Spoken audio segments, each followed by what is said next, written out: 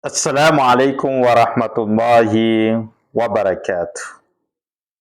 Rehefa tonga amin'ny hariva hanao iftara antsika na hanapaka ny fifehezana dia maro amintsika mametra-panontaniana hoe inona tokoa moa no zavatra tenenina na doantononina rehefa ihinana amin'ny hariva.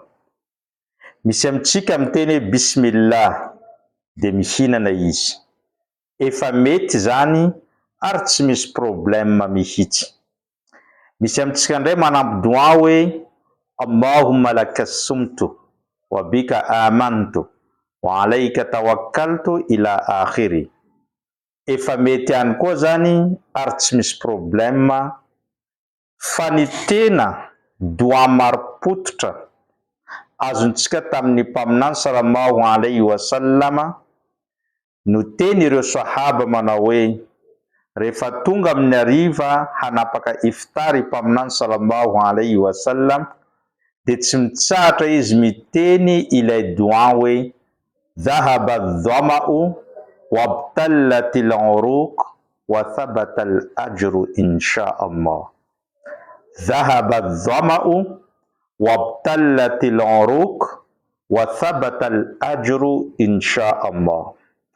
Izany doa zany dia doa marim-pototra hita fa nataony mpaminany ary tsy adin'ny mpaminany isaky n'izy hama iftary na hanapaka ny fifehezany amin'ny hariva.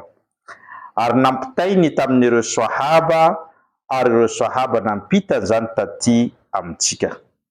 Noho izany ripino Islam, ianaro tsy anjery izany doa zany mba hanapahanao ny fifehezana isaky ny tonga ny hariva fa izay no doa marim-pototra. Raha tena tsy hainao izy dia mitenena fotsiny hoe bismillah dia misakafo. Ary insha Allah efa soratana amin'io ambony eo izany doa zany mba hahafahantsika maka azy, mba hahafahantsika ihany koa manao azy tsy anjery insha Allah. Aparitao betsaka any amin'ny hafa ity video ity, angamba nisy iray amintsika nahafantatra izany doa vakina alohan'ny iftara zany ka manatanteraka azy dia anao partage no ahazo valisoa eo anatrehany Allah.